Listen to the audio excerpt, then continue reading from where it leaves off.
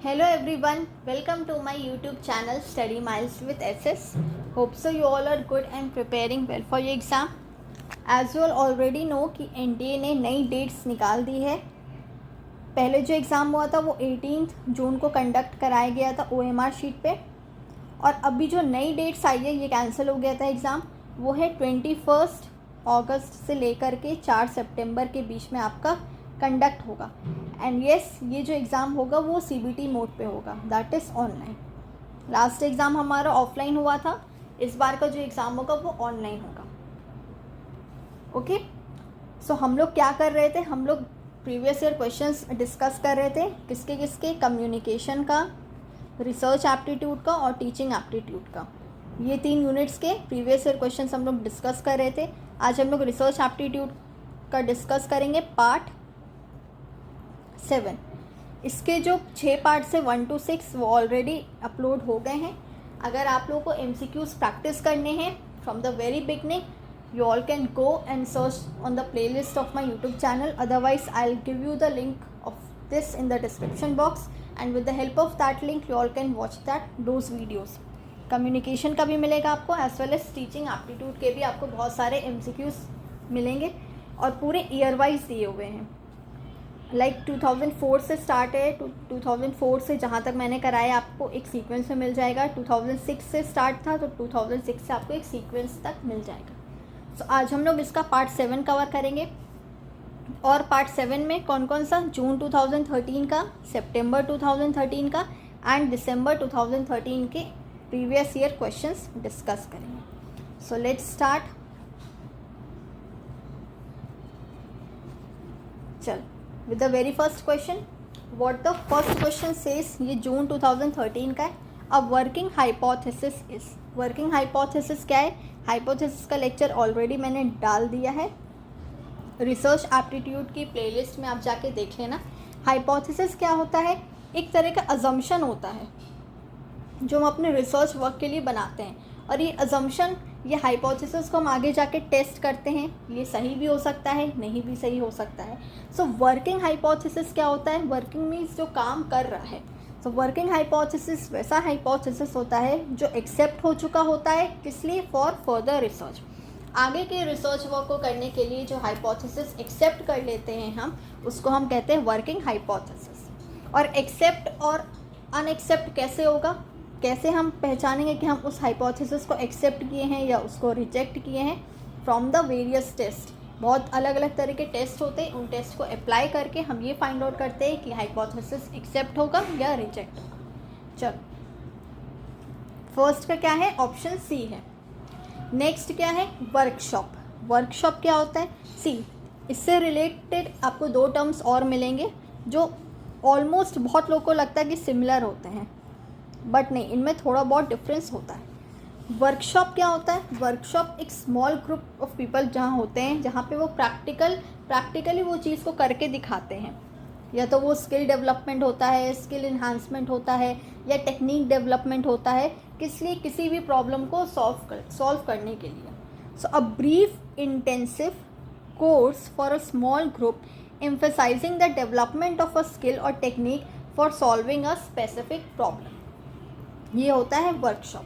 Seminar क्या होता है? सेमिनार हमारे जो एकेडमिक्स के जो लोग होते हैं वो कंडक्ट करते हैं, ठीक है, वो कंडक्ट कराते हैं. कॉन्फ्रेंस लार्ज ग्रुप में होता है, where there are large number of people and large number of people are taking conferences. Conference होता है मेरा लार्ज ग्रुप में, large number of people. So workshop क्या होगा? स्मॉल ग्रुप एम्फसाइज करेगा किसी स्किल को डेवलप करने के लिए, किसी टेक्निक को, to solve specific problem. Okay, चलो नेक्स्ट है MLA फॉर्मेट. आपको फाइंड आउट करना है. अलग अलग तरह के फॉर्मेट्स होते हैं. शिकागो होगा, APA होगा, MLA होगा. तो MLA फॉर्मेट क्या होगा आपका? ये होगा, लास्ट नेम होगा, फिर कॉमा, फर्स्ट नेम, फिर फुल स्टॉप होगा, फिर जो आपका टाइटल है वो होगा फंडामेंटल ऑफ इलेक्ट्रॉनिक्स, लाइक. उसके बाद न्यू दिल्ली, फिर प्रेंटिस हॉल ऑफ इंडिया, और ये 2005 जहाँ पे पब्लिश हो रहा उस जगह का नाम और ईयर का नाम. सो ये आपका क्या होगा? ये आपका फॉर्मेट है of MLA, that is modern language association. चलो आगे बढ़ते हैं. Which one of the following sampling methods is not based on probability. जो प्रोबेबिलिटी पे बेस्ड नहीं है, इट मीन्स नॉन प्रोबेबिलिटी पूछा गया है. दो तरह के सैम्पलिंग मेथड्स होते हैं, एक होता है प्रोबेबिलिटी, एक होता है नॉन प्रोबेबिलिटी. प्रोबेबिलिटी क्या होता है? जिसमें इक्वल नंबर ऑफ चांसेस होते हैं सिलेक्ट होने के, जिसको हम इक्वली सिलेक्ट करते हैं. ठीक है. नॉन प्रोबेबिलिटी क्या होता है? जिसको हम इक्वल सेलेक्ट नहीं करते, अपने अकॉर्डिंग सेलेक्ट करते हैं, अपने कन्वीनियंट के अकॉर्डिंग. तो कोटा सैम्पलिंग क्या है? मेरा नॉन प्रोबेबिलिटी सैम्पलिंग है. क्यों? क्योंकि इसमें हम क्या करते हैं, इसमें हम कुछ फिक्स कर देते हैं, एक फिक्सेशन हो जाता है इसमें. लाइक जैसे 100% है तो 100% में मान लेते हैं 40% हम फीमेल्स को देंगे. ठीक है. उसके बाद फिर 40% हम चिल्ड्रन को देंगे और रेस्ट जो बचा मेरा 20% वो होगा मेल. सो ऐसे करके हम एक परसेंटेज फिक्स कर देते हैं, कोटा फिक्स कर देते हैं. सो कोटा सैम्पलिंग क्या होगा? Non probability sampling. क्योंकि इसमें इक्वल चांसेस तो नहीं मिल रहा है, इसको 40 मिल रहा है, इसको 40 मिल रहा है, मेल्स को कितना? सिर्फ 20 मिल रहा है. सो अनइक्वल चांसेस इसमें होते हैं non probability sampling methods. Hope so आपको क्वेश्चन 4 क्लियर हो गया होगा. चलो आगे बढ़ते हैं. Which one of the following belongs to the category of good research ethics. Ethics क्या होता है? एथिक्स हमारा मॉरल वैल्यूज़ होता है. कितने हम अपने वैल्यूज़ को, कितने हम अपने ट्रेडिशंस को, अपने कस्टम्स को जो है उसको वैल्यू दे रहे हैं. ठीक है. मॉरली वो कितनी चीज़ें अच्छी हैं. ठीक है. नैतिकता. तो गुड रिसर्च एथिक्स क्या होगा? गुड रिसर्च एथिक्स होगा publishing the same paper in 2 research journals. Same एक ही पेपर को आप 2 रिसर्च जर्नल में नहीं पब्लिश कर सकते हो, और वो भी बिना एडिटर को बताए. गलत है. Conducting a review of the literature that acknowledges the contributions of other people in the relevant field or relevant prior work. हाँ, अगर आप रिव्यू कर रहे हो और उस रिव्यू को आप एक्नॉलेज कर रहे हो, किनको? जो लोगों ने आपको कॉन्ट्रीब्यूशंस दिया या कंट्रीब्यूट किया है किसी तरह का, तो उसको अगर आप रिव्यू करें, एक्नॉलेज करें, तो वो अच्छी चीज़ है. तो इसलिए ये एथिकली करेक्ट है. Trimming outliers from a data set without discussing your reasons in a research paper, ये भी गलत है. Including a colleague as an author on a research paper in return for a favor even though the colleague did not make a serious contribution to the paper. अगर आपका कोई colleague है, आपका बहुत फास्ट फ्रेंड है, suppose उसने किसी तरह की कोई हेल्प नहीं की, बट क्योंकि वो आपका दोस्त है तो आप उसको अपने रिसर्च पेपर में उसको एक्नॉलेज कर रहे हो, उसको इंक्लूड कर रहे हो, तो ये सही चीज़ है? ये बिल्कुल गलत चीज़ है.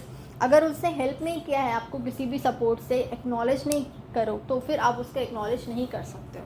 सो ऑप्शन बी क्या होगा? मेरा करेक्ट आंसर होगा. A research paper is a compilation of information on a topic, contains original research as deemed by the author, contains peer-reviewed original research or evaluation of research conducted by others. हाँ, research paper क्या होता है? Peer reviewed होता है original research, या उसको हम evaluate करते हैं, मेजर करते हैं, कंडक्टेड बाय अदर्स. तो जो बाकी कंडक्ट किए हैं उस रिसर्च को हम इवेलुएट करते हैं, उसको रिव्यू करते हैं, तो ये होता है मेरा रिसर्च पेपर. ऑप्शन सी क्या होगा? करेक्ट आंसर होगा. चलो अब यहाँ से मेरे सितंबर 2013 के क्वेश्चन स्टार्ट हो गए हैं. क्वेश्चन क्या कह रहा है? A researcher conducted 3 experiments with 100 subjects, each following uniform design instead of 1 experiment with 300 subjects. इसको हम क्या कहेंगे? इसको हम रेप्लिकेशन कहेंगे. सी क्वेश्चन क्या कह रहा है? एक रिसर्चर है, उसने 3 एक्सपेरिमेंट्स कंडक्ट किए हैं 100 सब्जेक्ट्स को लिया है और 3 एक्सपेरिमेंट्स कंडक्ट किए हैं फॉलोइंग यूनिफॉर्म डिज़ाइन. एक ही पैटर्न, एक ही डिज़ाइन में उसने 100 सब्जेक्ट्स को एक्सपेरिमेंट किया है instead of 1 experiment with 300 subject. ऐसा नहीं है. अब दूसरा डिज़ाइन जो है वो 100 सब्जेक्ट्स में होगा, फिर थर्ड डिज़ाइन जो होगा वो अलग 100 सब्जेक्ट्स में होगा. मीन्स हर 100 सब्जेक्ट में उसके डिज़ाइंस चेंज होंगे, ना कि जो 300 सब्जेक्ट्स है वो ओवरऑल एज अ होल उसने 300 लिया है और एक ही डिज़ाइन उसमें उसने कंडक्ट कराया है या एक ही प्रैक्टिस उसने किया है. तो इसको हम क्या बोलेंगे? इसको हम रेप्लिकेशन बोलेंगे. अगर कुछ पार्ट्स अगर आप ले रहे हो, जैसे मान लो आप 1000 ले रहे हो, 1000 आप 400 को आपने किसी और तरीके से आपने उसको डेटा को लिया, ठीक है। रेस्ट जो है आपका फिर 200 हमने कोई और डेटा सोर्स लिया, फिर 300 हमने कहीं और कोई प्राइमरी, सपोज़ इसको हमने प्राइमरी डेटा से लिया, इसको हमने सेकेंडरी से लिया, इसको हमने, इसका जो डेटा है हमने प्राइमरी और as well as secondary source दोनों से लिया। सो आप एक ही एक्सपेरिमेंट को अलग अलग तरीके से आप कर रहे हो, ठीक है। एक ही चीज़ को आप अलग अलग तरीके से आप उसको कवर अप कर रहे हो, अलग अलग जगह से आप डेटा ले रहे हो, ना कि पूरा हज़ारों का, अगर 1000 चीज़ का हमको डेटा लेना है तो सारा का सारा हम प्राइमरी से ले रहे हैं। नहीं, ऐसा नहीं है, हम प्राइमरी से भी ले रहे हैं, सेकेंडरी से भी ले रहे हैं और मिक्स करके भी ले रहे हैं। सो इसको हम क्या बोलेंगे, इसको हम बोलेंगे रेप्लिकेशन, ठीक है। आई होप सो आपको ये क्लियर हो गया होगा रेप्लिकेशन क्या है। चलिए, नहीं अगर क्लियर हुआ है तो कमेंट सेक्शन बॉक्स में आप प्लीज़ कमेंट कर दीजिएगा, मैं सिंगल रेप्लिकेशन की वीडियो लेके आ जाऊंगी, ठीक है। चलिए आगे बढ़ते हैं। नेक्स्ट क्वेश्चन है, विच one of the following is non probability sampling method. Again probability non probability पूछा है, तो नॉन प्रोबेबिलिटी क्या है, कोटा। ये क्वेश्चन बहुत रिपीट होता है, प्रोबेबिलिटी और non probability. So option D होगा इसका करेक्ट आंसर।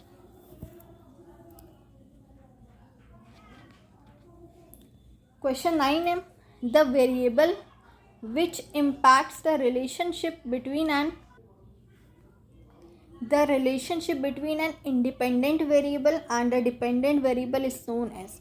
वैसे वेरिएबल जो असर डालते हैं, इम्पैक्ट डालते हैं रिलेशनशिप पे, किसके रिलेशनशिप पे, between independent variable and dependent variable. So उन वेरिएबल्स को हम क्या कहते हैं, control variable. Option D, control variable क्या होगा, जो किसी ना किसी पॉजिटिव इम्पैक्ट भी डाल सकता है, नेगेटिव इम्पैक्ट भी डाल सकता है, किसके, इंडिपेंडेंट और डिपेंडेंट वेरिएबल के रिलेशन पे। ऑप्शन डी होगा इसका करेक्ट आंसर। क्वेश्चन 10 है, deconstruction is a popular method of research in. Deconstruction क्या है, मैंने यहाँ पे लिखा भी है, ओके तो देख सकते हैं आप, यहाँ पे लिखा हुआ है डीकंस्ट्रक्शन मतलब क्या होता है, literally means to break something down into parts in order to understand its meaning better. कोई भी सेंटेंस है, ठीक है, उसको ब्रेक डाउन करना छोटे छोटे पार्ट्स में, ताकि आप उसको ईजिली समझ पाओ या आप अच्छे से उसको अंडरस्टैंड कर पाओ, वो होता है डीकंस्ट्रक्शन। मीन्स डीकंस्ट्रक्ट कर रहे हो, जो कंस्ट्रक्शन है, जो वर्ड्स का, जो स्टेटमेंट्स का, उसको हम ब्रेक कर रहे हैं स्मॉलर पार्ट्स में for better understanding. So it is a popular method of research इन, किस में यूज़ होगा, अब आपको थोड़ा थोड़ा क्लियर हो गया होगा, ये लिटरेचर में यूज़ होगा, क्योंकि उसमें बड़े बड़े सेंटेंसेस होते हैं, बड़े बड़े स्टेटमेंट्स होते हैं, तो समझ पाना थोड़ा मुश्किल होता है। That's why what we do is we break down into smaller parts so for better understanding. So option D होगा इसका correct answer. Identify the correct sequence of research steps. Research के स्टेप्स कुछ दिए हैं आपको, इसमें से सीक्वेंस फाइंड आउट करना है। पहले हम क्या करेंगे, पहले हम टॉपिक को सिलेक्ट करेंगे, उसके बाद लिटरेचर रिव्यू होता है, उसके बाद फाइंडिंग्स को इंटरप्रेट करते हैं और फिर डेटा को कलेक्ट करते हैं। सो 11 का क्या होगा, मेरा ए होगा इसका करेक्ट आंसर, ठीक है। चलो आगे बढ़ते हैं। एजर्शन और रीज़न का क्वेश्चन है। एजर्शन क्या कह रहा है, to reach international standards qualitative research in India has a long way to go. हाँ, अगर इंटरनेशनल स्टैंडर्ड्स तक पहुंचना है तो क्वालिटेटिव रिसर्च को बहुत आगे जाना पड़ेगा, बहुत आगे तक इसको ले जाना होगा। Because the funding agencies do not support qualitative research in academic institutions. ऐसा है क्या, फंडिंग एजेंसीज क्वालिटेटिव रिसर्च को सपोर्ट नहीं करती? नहीं, फंडिंग एजेंसीज तो आजकल रिसर्च को बहुत सपोर्ट करती है। तो रीज़न क्या है मेरा, डेफिनेटली गलत है और एजर्शन मेरा करेक्ट होगा। सो ए मेरा ट्रू होगा and R is false. Next, which one of the following is not a non parametric test. आपको फाइंड आउट करना है कौन सा नॉन पैरामेट्रिक टेस्ट नहीं है। इट मीन्स कि पैरामेट्रिक टेस्ट हमको फाइंड आउट करना है, ठीक है। नॉट बोला है और नॉन भी लिखा है, अगर दोनों कैंसिल आउट हो गए तो मेरे पास क्या बचा, parametric test. So T test क्या होगा, पैरामेट्रिक टेस्ट होगा। बाकी sign test, chi square test, ये क्या है मेरे, non parametric test. 14 which one of the following is not a type of experimental method. इसमें से कौन सा एक्सपेरिमेंटल मेथड का टाइप नहीं है। सिंगल ग्रुप एक्सपेरिमेंट होता है, पैरेलल होता है, रेशनल होता है, residual group experiment experimental method का पार्ट नहीं है। सो ऑप्शन बी होगा करेक्ट आंसर। दिसंबर 2013 के क्वेश्चन यहाँ से स्टार्ट हुए हैं। The population information is called parameter while the corresponding sample information is known as. Population की इंफॉर्मेशन को हम क्या बोलेंगे, पैरामीटर बोलेंगे, और सैम्पल इंफॉर्मेशन को हम क्या बोलेंगे, स्टैटिस्टिक्स बोलेंगे। सी, पॉपुलेशन भी पी से स्टार्ट होता है, पैरामीटर भी पी से, सेम सैम्पल एस से स्टार्ट होगा, स्टैटिस्टिक्स भी एस से। तो आप इसको ऐसे इसको क्रैम कर सकते हो इस न्यूमोनिक के थ्रू। ओके, चल 16 the sequential operations in scientific research are. Sequential operations in scientific research क्या है, मीन सीक्वेंस आपको फाइंड आउट करना है। ऑप्शन मैंने आंसर भी इसमें मेंशन कर दिया है। ऑप्शन ए होगा कोवेरिएशन, फिर एलिमिनेट करेंगे स्प्यूरियस रिलेशन को, जो ढंग के अच्छे रिलेशन जो नहीं है, फिर जनरलाइज करेंगे। जनरलाइज करने का लास्ट में हम क्या मेरी बनती है, मेरी एक थ्योरी बनती है। ठीक है, तो ऑप्शन ए होगा इसका करेक्ट आंसर। याद रखना, थ्योराइजेशन हमेशा लास्ट में होगा। थ्योरी हम एक सब कुछ करने के बाद लास्ट में क्या बनता है, थ्योरी बनता है। हमने इंडक्टिव डिडक्टिव में पढ़ा था ना, सेम वही चीज़ है। थ्योरी मेरी क्या होगी, लास्ट में बनेगी। सो ऑप्शन ए होगा इसका correct answer. 17 in sampling the lottery method is used for. Lottery method में क्या करते हैं हम, सबको इक्वल चांस देते हैं ना सिलेक्ट करने का, या सबको इक्वली हम सिलेक्ट करते हैं। हो सकता कुछ भी आ जाए। अगर 10 मेरे पास बॉल्स है और रेड और ग्रीन बॉल्स है, तो हो सकता है मेरे पास दो बार अगर हम सिलेक्ट करें, दोनों बार रेड आ जाए, दोनों बार ग्रीन आ जाए। ठीक है, या एक बार रेड है एक बार ग्रीन है। सो इक्वली लोगों को चांस मिल जाएगा सिलेक्ट होने का। तो लॉटरी मेथड भी वही है। तो इसमें क्या होता है, रैंडमनाइजेशन होता है, मीन्स रैंडमली हम सिलेक्ट कर रहे हैं। ठीक है, अपनी कन्वीनियंट के अकॉर्डिंग नहीं सिलेक्ट कर रहे हैं। लॉटरी मेथड क्या है, रैंडमनाइजेशन।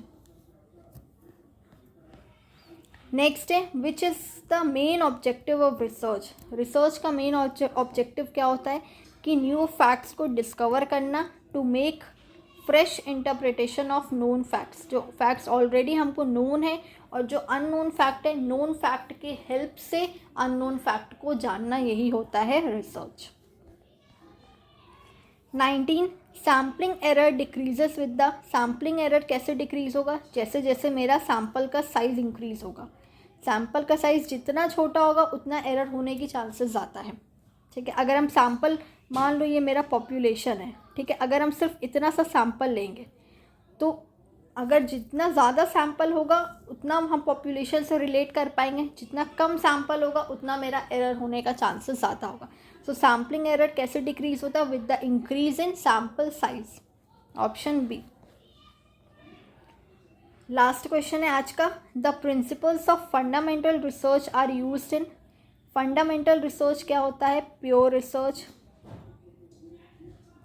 ठीक है, बेसिक रिसर्च और फंडामेंटल रिसर्च। इसका बहुत सारा नाम है, प्योर रिसर्च, बेसिक रिसर्च। तो फंडामेंटल रिसर्च का जो प्रिंसिपल्स है हम कहाँ यूज़ करते हैं, फंडामेंटल रिसर्च के प्रिंसिपल्स को हम यूज़ करते हैं अप्लाइड रिसर्च में। अप्लाई करके देखते हैं फंडामेंटल रिसर्च के प्रिंसिपल्स को। ठीक है, तो ऑप्शन सी होगा मेरा करेक्ट आंसर। फंडामेंटल रिसर्च क्या होता है, जो स्टार्टिंग में जो रिसर्च करते हैं, means fundamentally for the extension of new knowledge. अगर किसी तरह का हमको न्यू नॉलेज को गेन करना है तो हम कौन सा रिसर्च करते हैं, fundamental research, means enhancement of knowledge. Knowledge enhancement के लिए हम फंडामेंटल रिसर्च को यूज़ करते हैं, और इसके जो प्रिंसिपल्स है इसको हम यूज़ करेंगे इन अप्लाइड रिसर्च। ओके, तो that was all for today. आज के लिए इतना ही था। आज हम लोगों ने 2013 के प्रीवियस ईयर क्वेश्चंस डिस्कस किए, और इसकी जो पीपीटी है पीडीएफ के फॉर्म में मैं टेलीग्राम ग्रुप में डाल दूंगी। जिन लोगों ने टेलीग्राम ग्रुप नहीं ज्वाइन किया है वो टेलीग्राम ग्रुप ज्वाइन कर सकते हैं @StudyMiles2020, स्पेस बार बिल्कुल भी नहीं है। आप इसके थ्रू ज्वाइन कर सकते हैं, या तो आपको एक लिंक मिलेगा डिस्क्रिप्शन बॉक्स में, उस लिंक के थ्रू जाके आप टेलीग्राम चैनल ज्वाइन कर सकते हैं, और नहीं तो सिंपली आप टेलीग्राम चैनल के सर्च बार पे आप सर्च करिएगा चैनल का नाम, that is study miles with SS, तो भी आपको मेरा चैनल्स मिल जाएगा। इसमें अप्रॉक्स 450+ मेंबर्स हैं, सो आप इसमें जुड़ सकते हैं। इसमें डेली क्विज होता है at 7 PM of paper 1 as well as paper 2। जिनका कॉमर्स है वो भी ज्वाइन कर सकते हैं, एज वेल एज़ मैनेजमेंट के स्टूडेंट्स भी ज्वाइन कर सकते हैं। ठीक है, सो मिलते हैं नेक्स्ट वीडियो में किसी नेक्स्ट टॉपिक के साथ, या इसके आगे के प्रीवियस ईयर क्वेश्चंस होंगे तो वो मैं कवर अप कराऊंगी आपको। अभी उसकी PPT चल रही, अभी बनी नहीं है, तो PPT कंप्लीट होगा तो उसका नेक्स्ट पार्ट में लेके आती हूँ। ठीक है, तब तक आप लोग रिवाइज करिए, इस वीडियो को देखिए, और अगर कोई भी कन्फ्यूजन आती है so drop your response in the comment section box, और टेलीग्राम चैनल ज़रूर से ज्वाइन कर लीजिए। मिलते हैं नेक्स्ट वीडियो में, till then take care everyone, good bye.